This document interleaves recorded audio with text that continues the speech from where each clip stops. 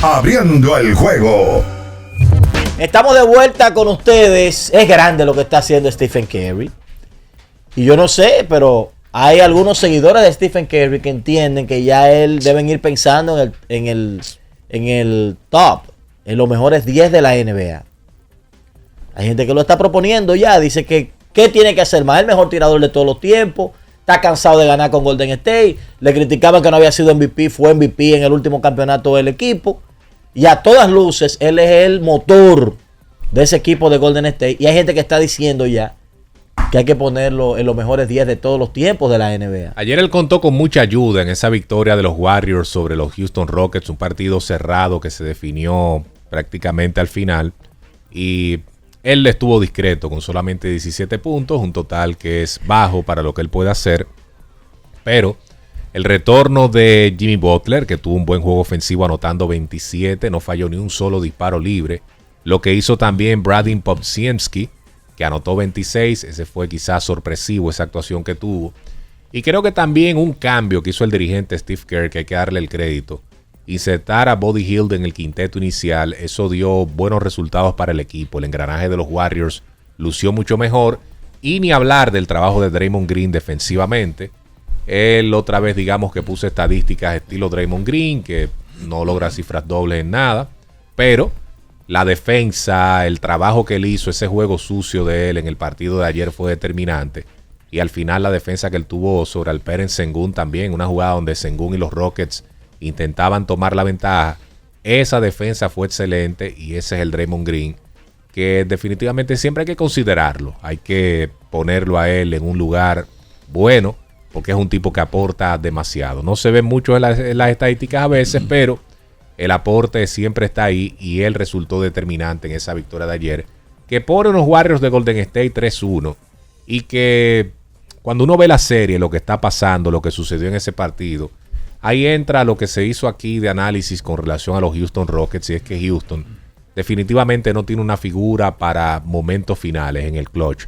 No tiene una figura de presión y eso hace las cosas más fáciles para el rival. Alperen Sengun fue el tipo que recibió el balón en ese momento. Tenían a Fred VanVleet también tomando disparos importantes al final. Pero cuando tú tienes a un Jalen Green, que se supone que es el principal jugador del equipo en anotación, el de mayor proyección, que otra vez no logra cifras dobles en puntos, el mensaje está claro de que este equipo no tiene el personal, o no tiene el jugador, mejor dicho, para definir un partido. No tienen ese matador que tienen otros equipos. No tiene el Stephen Curry que tienen los Warriors. No tienen el Anthony Edwards de Minnesota.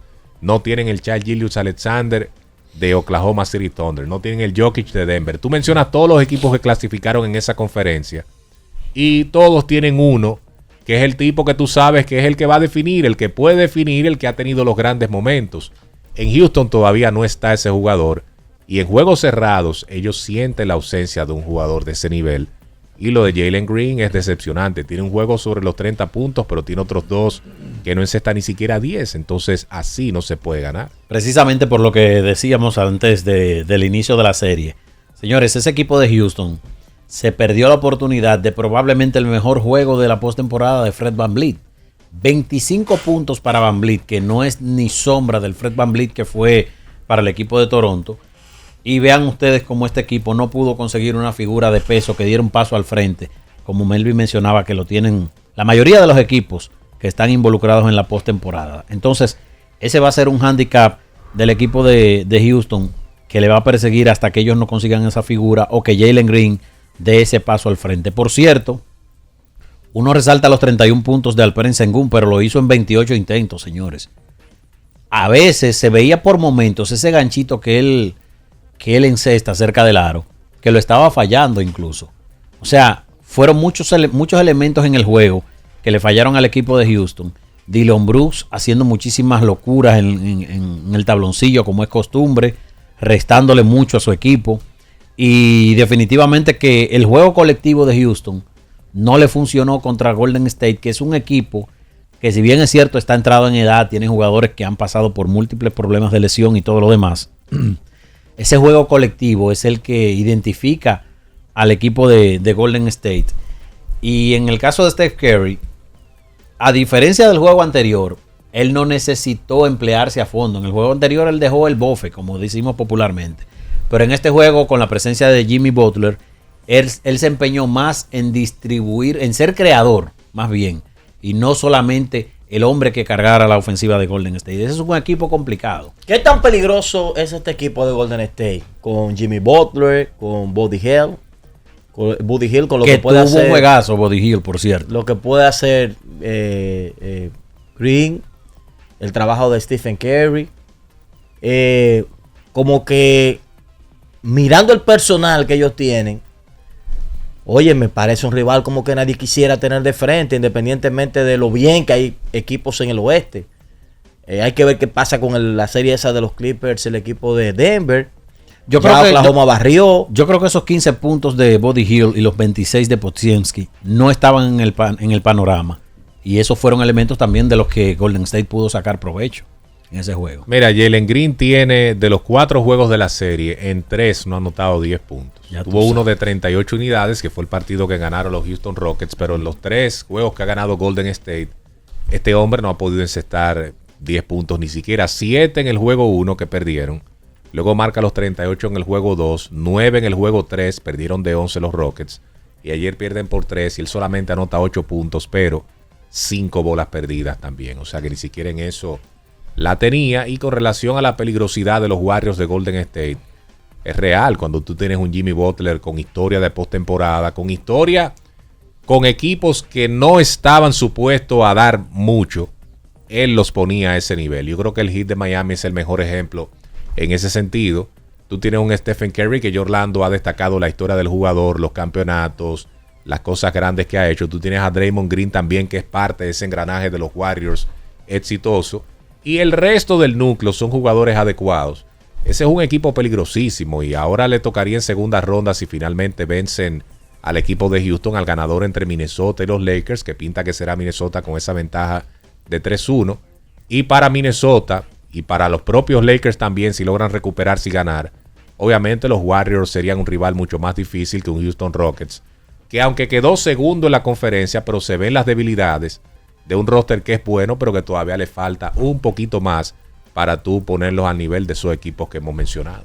Sí, va a estar interesante eso de ver qué va a pasar con estos Warriors. Pareciera, independientemente del rival que le toque en la próxima ronda, que ellos tienen el espacio para seguir avanzando en el playoff. Y repito, con esos nombres que ellos tienen ahí de tipos muy, pero muy maduros, muy depurados, para cualquier equipo de los que están en el playoff es difícil, independientemente de los que ya tienen experiencia, como el caso de Denver, que fue campeón, los Clippers, que tienen elementos como la Barba Harden y Kawhi Leonard, y el mismo equipo de Oklahoma, que parece ahora mismo el equipo más sólido de todo el oeste. Habría que ver cuando tenga que macharse con un nivel de experiencia tan grande como el que tienen esos muchachos de Golden State. Y lo de Cleveland. Por cierto, ahora que tú vas a mencionar a Cleveland, Orlando, yo de manera muy particular, por un tema de más que nada de atención y de rating, yo no quisiera una final Cleveland y Oklahoma. Honestamente no quisiera una final como esa, porque es que tienen jugadores con mucha proyección, jugadores que van a convertirse en superestrellas, pero todavía ese no es un matchup que le genere dividendos en términos de rating a la liga. Ese es un matchup que todavía carece de figuras, que solamente Shai Gilgeous-Alexander puede ser una de las figuras que polarice, pero él quizás no tiene otra figura que acapare la atención de la mayoría del público del baloncesto. Bueno, pero en su momento así fue Golden State, un equipo nuevo, con figuras nuevas. Pero fíjate a quién tenían del otro lado, Orlando. Tenían a LeBron James. Sí, en cierto modo el equilibrio de tener una figura tan imponente al otro lado ayudaba. Pero son las generaciones. Quizás, por ejemplo, el Oklahoma de Durant, Harden y Westbrook, cuando llegó a la final aquella vez, era un equipo nuevo. Y al final mira quiénes son esos tipos. O sea que siempre va a haber una primera vez. Lo que sí es que el mensaje que ha mandado Cleveland es que ellos son equipos sólidos. Porque es verdad que el Heat no era el rival más peligroso. Pero de la forma que ellos dominaron a ese equipo y el mensaje que mandaron es de que ellos le sacaron el aire en ese primer cuarto. Van en serio. O sea, de que es un equipo que hay que pensar en ellos realmente A diferencia de Houston, que teníamos la duda, llegaron segundo y teníamos la duda. Yo creo que con Cleveland, claro, hay que ver ahora en la próxima ronda qué tal, cómo ellos se desempeñan en la próxima ronda. Le tocaría a Indiana, ¿verdad? Si finalmente termina derrotando a Milwaukee, sería el cruce. El cruce de Cleveland, sí. Exacto, o sea que podría ser una gran prueba Indiana, que ha jugado un gran basquetbol. Adelante.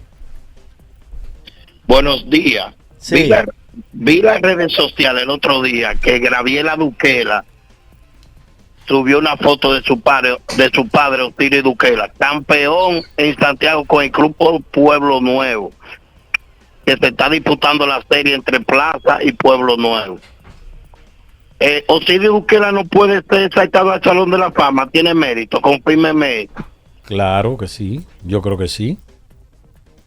¿Qué usted piensa de eso, señor Bejarano? Bueno, estamos hablando de uno de los coaches más legendarios. El Duque. De la historia del baloncesto local. Tipo con una historia bastante grande. 75 abriles ya. Sí, ya estamos hablando de un súper veterano que lo ha hecho todo en el básquetbol. Totalmente. Sí, una bonita carrera en el deporte del aro y del balón. Alguien súper respetado, muy querido también. Una tremenda persona. Y un conocedor profundo del juego. Él se merece todo. Estoy de acuerdo. Su hijo también coach.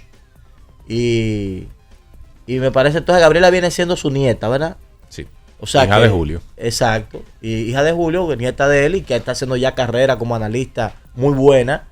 De hecho, baloncesto. creo que va a estar con Leones de Santo Domingo en un puesto exacto, dentro del grupo de operaciones del equipo. Que sería una experiencia nueva para ella también, estar en esas lides, en un equipo de la Liga Nacional de Baloncesto. Bueno, es que ella nació y creció en el baloncesto, señores. O sea, todo el tiempo desde que ella nació estaba ligada al baloncesto. O sea, este éxito, digamos, es algo que tenía que venir. La primera vez que yo la escuché, yo me impresioné con el dominio. Porque a veces deciden hacer crónica de un deporte específico y tú notas que están preparadas, que conocen o preparados, porque no tiene que ser mujer, puede ser hombre o mujer, y tú notas que hay una preparación, pero se siente una diferencia cuando es una vivencia. Entonces, por ejemplo, me pasa con Areche, la que está, Marilyn, que está con los Cañeros, hace dupla con Dieguito, que cuando tú la escuchas comentar, se nota que es alguien que tiene vivencia de baloncesto. Joana Núñez, en un momento llegamos a trabajar junto a baloncesto local, se notaba que ella veía los juegos, que estaba muy empapada con los jugadores, y eso lo palpa la gente cuando te escucha comentar un deporte o analizar. Mira, Julián Suero me pasa unos nombres también que en verdad tienen que ser considerados para el Salón de la Fama y no se explica por qué no están ahora mismo, pero los nombres de Sergio Abreu, el nombre también de Leandro de la Cruz, Héctor Báez, sí, son claro. tipos que merecen la inmortalidad. Estoy totalmente de acuerdo con Julián. Y lo de Leandro como jugador y fuera de la cancha, un fenómeno del deporte también, un tipo que ha estado envuelto en muchos proyectos importantes. Antes de irnos a la pausa, hoy yo creo que Milwaukee se despide de la temporada. Milwaukee con una situación compleja que vamos a comentar después de venir de la pausa. Los Knicks creo que ya deben clinchar esta noche, al igual que los Celtics. Pero la serie que creo que todo el mundo va a prestarle atención es la de las 10 de la noche, donde Clippers y el equipo de Denver se van a sacar chispas. Correctamente. Tiempo de la pausa y volvemos. En Abriendo el Juego.